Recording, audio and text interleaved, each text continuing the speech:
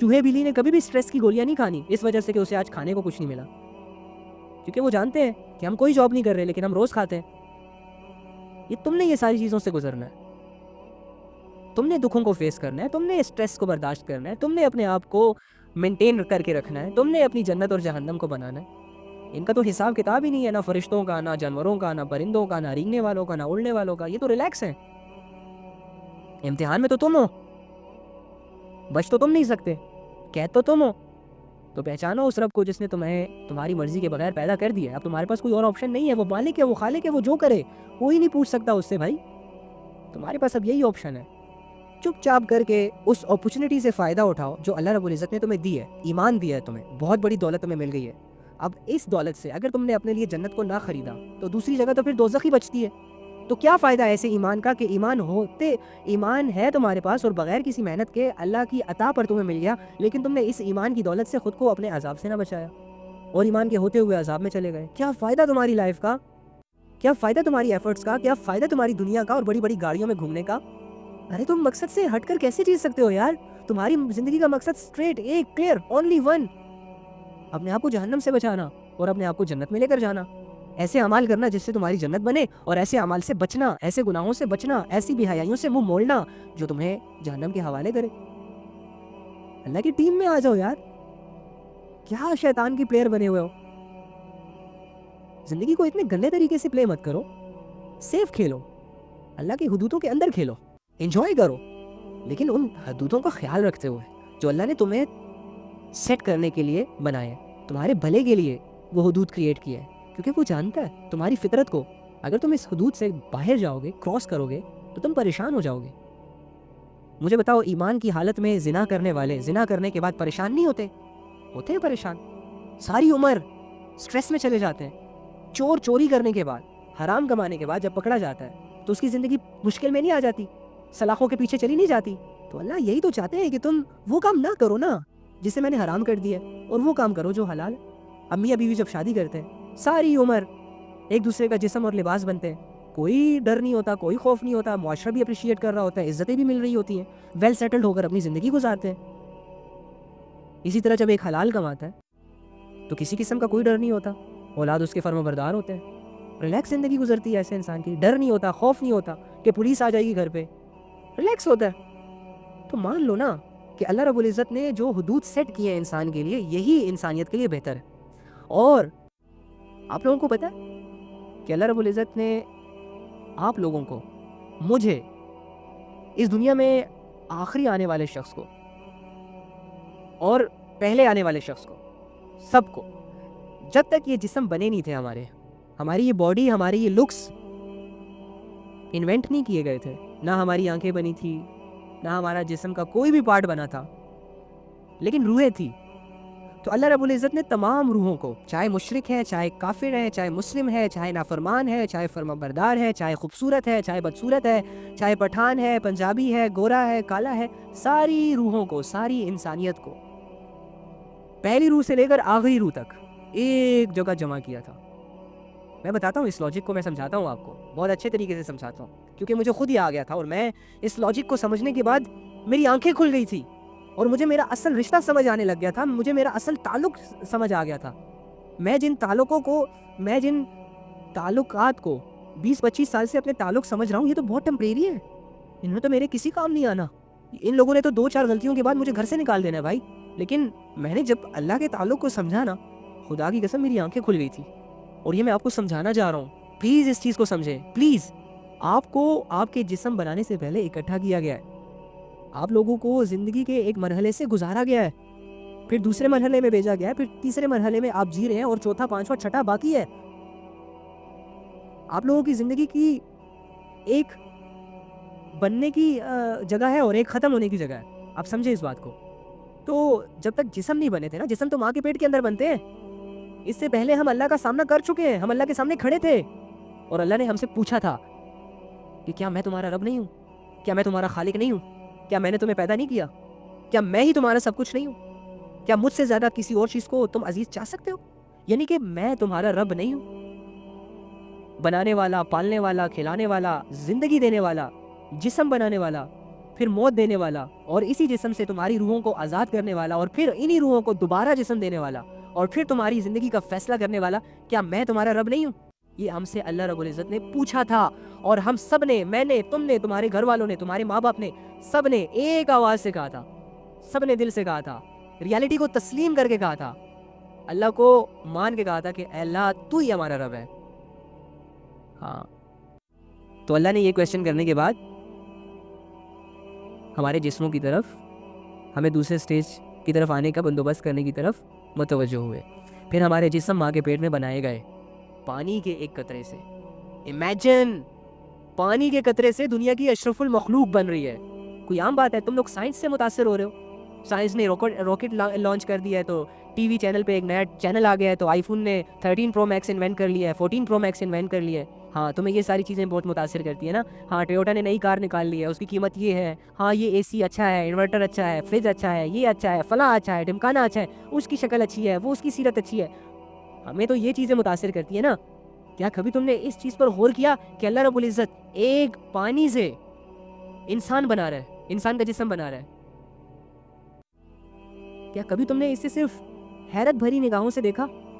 یہ چیز کافی تھی تمہیں اپنے رب سے حیران کرنے کی, اپنے رب کے سامنے دل سے سجدہ کرنے کے لیے. یقین کریں, لیکن آپ نے اس چیز کو امپورٹنس نہیں دی, جس کی وجہ سے تم اللہ سے بیگانی زندگی گزار رہے ہو, جس کی وجہ سے تم اللہ کو جان کر بھی اللہ سے انجان ہو, جس کی وجہ سے تم اللہ کے ہو کر اللہ کے نہیں ہو, جس کی وجہ سے اللہ تمہاری زندگی کی سب سے بڑی پرابلم بنا ہوا ہے. آج تمہیں میتھ کے تھیورم سمجھ آ جاتے ہیں, مالیکیولز کا علم تمہیں مل گیا, فرکشن کا علم تم نے رٹ لیا, کیمسٹری پوری رٹ لی تم نے, پی ایچ ڈیز تک ڈگریاں کر لی تم لوگوں نے, لیکن تمہیں ایک ایسی ذات جس نے اپنا انٹروڈکشن خود کروایا, تمہیں کسی ریسرچ پر نہیں چھوڑا تمہیں کہ جاؤ پہلے ریسرچ کرو, جاؤ پہلے پہاڑوں پر جاؤ, پہلے سمندروں کے اندر غوطے لگاؤ, اس کے بعد جا کے تمہیں اللہ ملے گا.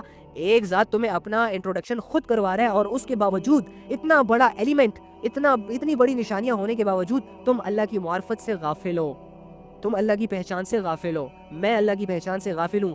میری زندگی کا سب سے بڑا ظلم, میری زندگی کی سب سے بڑی غفلت, میری زندگی کی سب سے بڑی غفلت یہ ہے, جب تک میں نے اس کو ایڈمٹ نہیں کیا تھا تب تک میں اس کے سدھار کی طرف نہیں آیا تھا, اور جب تک تم اس کو ایڈمٹ نہیں کرو گے تمہاری زندگی میں کبھی بھی اللہ کو وہ ویلیوز نہیں ملیں گی تمہاری طرف سے. اور اللہ کو ویلیوز نہ دینا تمہاری بربادی ہے. تمہاری ویلیو نہ دینے سے اللہ کو کوئی فرق نہیں پڑے گا. فرعون نے اللہ کا انکار کیا تھا, کیا ملا اسے؟ قارون نے اللہ کا انکار کیا تھا, کیا ملا اسے؟ اور اللہ کو کیا نقصان دے دیا انہوں نے؟ تم کیا نقصان دے دو گے؟ تمہارے گھر والے کیا نقصان پہنچا سکتے ہیں تمہارے رب کو؟ اور تمہاری گمراہیاں, تمہارے یہ چھوٹے موٹے گناہ, تمہارا یہ زنا, یہ شراب پینا, یہ ناچنا, یہ گانا, یہ فالوورز, یہ کپڑے اتار کر لوگوں کے سامنے آنا, یہ اللہ رب العزت کی عزت میں کمی کر سکتے ہیں؟ کر ہی نہیں سکتے. تم اپنے آپ کو دھوکہ دے رہے ہو. تم ٹک ٹاک کے فالوورز بنا کے اپنے آپ کو سیٹسفائیڈ سمجھ رہے ہو, لیکن تمہاری زندگی کی سب سے بڑی سیٹسفیکشن تو ختم ہو رہی ہے. تمہیں لوگ تو مل رہے ہیں لیکن اللہ تم سے دور جا رہا ہے اسٹیپ بائی اسٹیپ. تمہیں فالوورز تو آ رہے ہیں لیکن تمہاری آخرت ڈیمیج ہو رہی ہے. ہاں تمہیں دولتیں آ رہی ہیں, ہاں تمہیں لیمبورگینی مل رہی ہے, ہاں تمہیں بڑے بڑے لوگ سلیوٹ کرنے لگ گئے ہیں, تمہاری تالیاں بجانے لگ گئی ہیں, لوگوں نے تمہارے اکاؤنٹ پر ویریفائڈ ٹک دیکھ کر تمہیں ویلیوز دینا سٹارٹ کر دی ہے, لیکن تم اللہ کی نظروں میں گر رہے ہو. بھائی کیا فائدہ؟ تمہیں تو اپنے اچھے اور برے کی تمیز ہی نہیں ہے, اور تم سیلیبریٹی بن کے گھوم رہے ہو. تم اپنے آپ کو سیلیبریٹی کہنا لیکن لائق ہو, سٹار کہلانے کے لائق ہو. تمہارے پاس وہ ایلیمنٹ ہی نہیں ہے کہ جس سے انسان سٹار کہلائے, اور دنیا تمہیں سٹار بنائے گی. ایسی دنیا جو لاکھوں سٹار مر جانے کے بعد ان کو یاد تک نہیں رکھتی. جنریشن تو چینج ہوتی رہتی ہے. تمہیں کیا پتا کہ 100 سال پہلے کون سیلیبریٹی تھا, کون سٹار تھا, کون فیمس تھا؟ یاد رہا؟ نہیں رہا. تمہارا لینا دینا ہی نہیں ہے اس سے. یہ موجود ٹک ٹاک سیلیبریٹی سٹار بھی ختم ہو جائیں گے 100 سالوں بعد. تم لوگ بھی مر جاؤ گے, اور اس کے فالوورز بھی مر جائیں گے, اور یہ خود بھی مر جائیں گے. لیکن اتنا بڑا گھاٹا کر کے مریں گے نا یہ لوگ کہ اپنے ہاتھوں کو چبا کے پورے کھا جائیں گے, اور اللہ سے گر گڑا کے بھیک مانگیں گے صرف ایک دن کے لیے اس دنیا میں واپس آنے کے لیے, تاکہ وہ توبہ کر سکے. لیکن اللہ رب العزت نے ایک نہیں سننی. پتہ ہے اللہ نے کیا کہنا ہے؟ ہم آج تمہیں ویسے ہی بھول گئے جیسے تم دنیا میں مجھے بھولے ہوئے تھے. آج ہم تجھے ویسے ہی اگنور کریں گے جیسے تم دنیا میں مجھے اگنور کیا کرتے تھے. آپ اس بات کو کیوں نہیں سمجھ رہے؟ آپ لوگوں کی زندگیوں کی نشانیاں, زندگیوں کی حقیقتیں آپ کو چیخ کر پکار رہی ہیں, اور آپ انہی حقیقتوں سے آنکھیں بند کر کے اپنی لائف کو انجوائے کر رہے ہیں. ساری انجوائمنٹ یہی کرنی ہے تو پھر جنت کس لیے بنائی اللہ نے؟ پھر کہہ دینا تھا نا اللہ نے کہ اوکے ٹھیک ہے, ایٹ ڈرنک اینڈ بی میری. آنے کی ضرورت ہی نہیں ہے تمہیں. ہوش کے ناخن لے. اینی ہاؤ, اللہ رب العزت نے ہمارے جسموں کو بنایا. اب مجھے ایک بات بتائیں, تم ماں کے پیٹ کے اندر 9 مہینے تک رہتے ہو.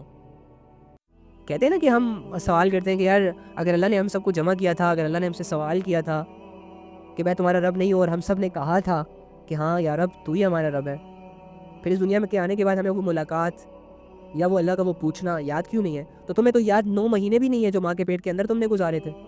تمہیں تو وہ سچویشنز بھی نہیں یاد کہ تم کس کروٹ لیٹے تھے, تم کھاتے کیا تھے, پھر اسے نکالتے کہاں سے تھے, تم سانس کہاں سے لیتے تھے, حالانکہ ماں کے پیٹ کے اندر تو آکسیجن تھی نہیں, تمہیں کہاں سے مل رہی تھی؟ تم تو بند کمرے میں قید تھے. 3 دن رہ کر دکھاؤ نا ایک کمرے میں مان جاؤں گا تمہیں, بغیر کچھ کھائے بغیر کچھ پیے مر جاؤ گے. تم ماں کے پیٹ کے اندر 9 مہینے تک رہے ہو, 9 مہینے تک. تم 3 دن کے لیے کسی پکنک پوائنٹ پہ جاتے ہو نا تو تمہیں وہاں کے پہاڑ بھی حفظ ہو جاتے ہیں, وہاں کی گلیاں بھی تمہیں یاد ہو جاتے ہیں, اور وہاں کے لوگوں کے چہرے بھی تم پڑھنے لگ جاتے ہو.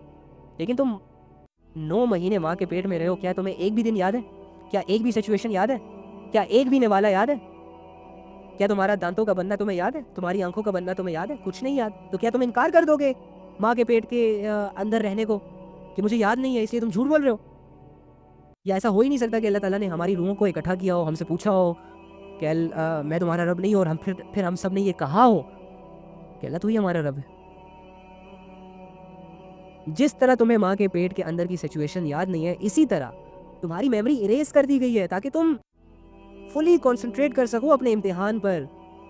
سوچوں کے حوالے نہ کرو, جو ہوا سو ہوا, جو لائف گزرنی تھی گزر گئی, اس سے اب تمہارا لینا دینا نہیں ہے. اب جس طرح تم یہاں کھڑے ہو کر یہ سوچنے لگ جاؤ کہ اللہ میں نے پھر سے عالم ارواح میں آنا ہے, اور اب تو میں ہوش میں ہوں, میری روح کو میری جسم سے نکال, اپنے سامنے کھڑا کر, مجھ سے پوچھ کہ میں تیرا رب نہیں ہوں تو میں آپ کو آنسر دینے کے لیے ریڈی ہوں یا اللہ, تاکہ مجھے یاد تو ہو. یہ پاسبل ہے؟ نہیں پاسبل. سیم اسی طرح جب تم اللہ کے سامنے محشر کے دن کھڑے ہوگے نا اور اللہ سے کہو گے اللہ ہاں دنیا کی زندگی تو اب یاد آ گئی, آنکھیں تو اب کھل گئیں, اللہ ہم نے اب دیکھ لیا وہ سب کچھ جو قرآن نے بتایا تھا, اب ہمیں وہاں بھیج دے. پاسبل ہی نہیں ہوگا, نہیں ہوگا پاسبل. یاد رکھنا اللہ رب العزت اپنے قانون نبیوں کے لیے بھی نہیں بدلتے تھے. صحابہ قربان ہوتے گئے, انبیاء کو اذیتیں ملتی گئی, لیکن اللہ نے دین کو کسی کے لیے چینج نہیں کیا. بھائی آپ سمجھیں اس بات کو, جس دین کو ہم مذاق بنا کر جی رہے ہیں نا, جس دین کو ہم نے کھلونا بنایا ہوا ہے, جب دل چاہا کھیل لیا, جب دل چاہا بور ہوئے رکھ دیا, اور جب دل چاہا کک کر دیا. یہ دین کے ساتھ ہمارا معاملہ ہے, یہ نہیں چلے گا, ایسا نہیں ہوتا. دین کوئی ٹوکری میں پڑی چیز, کوئی آلو پیاز ٹماٹر نہیں ہے. بھائی دین کی ایک ویلیو ہے, اور اس ویلیوز کو اتنے ایگزامپلس سیٹ کر کر کے تم لوگوں کو دکھایا گیا ہے. ہم نے ابھی تک دین کی ویلیوز کو سمجھا ہی نہیں. یہاں جس دین کے لیے نبی صلی اللہ علیہ وآلہ وسلم جیسے ہستی کے دانت مبارک شہید ہو رہے ہیں, اس دین کے لیے تمہارا ابھی تک ایک ناخن ضائع ہوا نہیں ہوا. تم نے کیا قربانی دی اپنے دین کے لیے؟ تم تو جب نماز روزہ زکوٰۃ پڑھتے ہو تو لوگوں کی 2-4 باتیں تمہیں مایوس کر دیتی ہیں, چھوڑ دیتے ہو. تم تو توبہ کے لیے اس لیے نہیں آتے کہ اپنا آپ تمہیں اندر سے گائیڈ کر رہا ہوتا ہے کہ چھوڑ, تو نے تو گناہ گار ہے, تو گناہ کرتا ہے. کتنے کمزور ہیں ہم. تم تو توبہ سے ہٹ جاتے ہو اپنی 2 چھوٹی موٹی سوچیں لے کر. اور صحابہ کے پاس گناہ ہوتا تھا, نبی کی غلطی ہوتی تھی تو کیا کرتے تھے, اس غلطی کو سدھارنے کے لیے نبی صلی اللہ علیہ وآلہ وسلم کی خدمت میں پیش ہوتے تھے, اور اس غلطی پر جو اللہ رب العزت نے سزا سیٹ کی تھی دنیا میں دینے کے لیے, اس کو جب تک لے نہ لیتے تھے تب تک انہیں سکون نہیں ملتا تھا. تمہیں تو گناہ کرنے کے بعد یہ فیل ہی نہیں ہوتا کہ میں نے گناہ کیا. یہ ہے ہمارے اندر فرق, یہ ہے ہماری کمزوریاں, یہ ہے وہ چیزیں جن سے ہمیں معاشرہ سلا کر بے ہوش کر کے رکھنا چاہتا ہے, اور ہم بھی ان میٹھی میٹھی گولیوں سے سو رہے ہیں آرام سے. کوئی فکر نہیں کر رہا اپنی, کوئی اپنی فکر نہیں کر رہا. قسم سے سب جیسے کہ جنت کے حقدار بنے ہوئے ہیں. ارے اشرا مبشرہ کو تو دنیا میں جنت کی بشارتیں دے دی گئی تھی, اور وہ چین سے نہیں بیٹھتے تھے. اللہ کے دین کے بڑے بڑے احکامات, جہاد جیسا حکم, یار تیر کھانے کے بعد بھی کنفیوز ہو کے اس دنیا سے جاتے تھے کہ پتہ نہیں اللہ کو ہمارے ایکشنز پسند آئے ہوں گے بھی کہ نہیں, ہمارے اعمال قبول ہوں گے بھی کہ نہیں, ہماری قربانیاں قبول ہوں گی بھی کہ نہیں. اور ہم 2-4 نمازیں پڑھ کے سمجھتے ہیں کہ بس مسلمان ہونے کا حق ادا کر دیا. باقی علم سیکھنا تو علماء کا کام ہے, قرآن کی قرات کرنا تو قاریوں کا کام ہے, معاشرے میں دین کو پھیلانا تبلیغ والوں کا یا بڑے بڑے علماء کا, یا وہ لوگ جو اچھے طریقے سے بول لیتے ہیں ان کی ذمہ داری ہے. حالانکہ ہماری نبی نے کہا کہ ایک آیت بھی پہنچاؤ, ایک بات بھی پہنچاؤ اگر پتہ ہے, تمہیں تو 1000 باتیں پتہ ہے, تم تو خود سے انجان بنے پھر رہے ہو. اپنی غلطیوں کے ساتھ تم نے جینا سیکھ لیا ہے, اپنے گناہوں کے ساتھ تمہیں جینا آ گیا ہے, اور گناہ کرنے کے بعد اپنے آپ کو سمجھانا آ گیا تمہیں, اسی لیے ریلیکس ہو تم. ادروائز تمہارا ایک بھی پل تمہیں چین سے نہ گزرنے دیتا تمہارے گناہ, تمہاری غفلت اور تمہاری یہ سچویشن کہ جس میں تم نے اللہ کے لیے کچھ کیا ہی نہ. ہم جوان ہو چکے ہیں یار, ہم اللہ کو کب پہچانیں گے؟ کیا قرآن جب اس دنیا سے اٹھا لیا جائے گا تب جا کے ہم اللہ کی کھوج لگائیں گے؟ پھر تو ہمارے پاس کوئی اور آپشن ہی نہیں ہے. ہمارے نبی صلی اللہ علیہ وآلہ وسلم نے ہمیں واضح حدیث میں یہ بتا دیا ہے کہ تم لوگوں میں ایسی چیزیں چھوڑ کر جا رہا ہوں کہ اگر تم اس کو تھامے رہے تو کبھی بھی گمراہ نہیں ہوگے. ایک تو اللہ کی کتاب ہے, مجھے بتائیں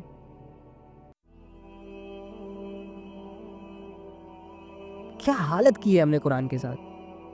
ہاں نہیں, ہمیں تو قرآن سے بڑی محبت ہے نا, ہم تو قرآن کے بغیر ہمیں نیند نہیں آتی. ہم نے تو قرآن کو وہ ویلیوز دی ہوئی ہیں کہ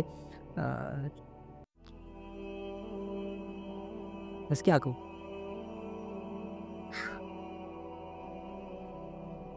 یاد رکھنا, اتنی ساری باتیں کہنے کا مقصد ڈرانا نہیں تھا, میں صرف آپ لوگوں کو جگانا چاہ رہا ہوں اس نیند سے کہ جس نیند میں میں بھی سویا ہوا ہوں اور آپ لوگ بھی سوئے ہوئے ہیں.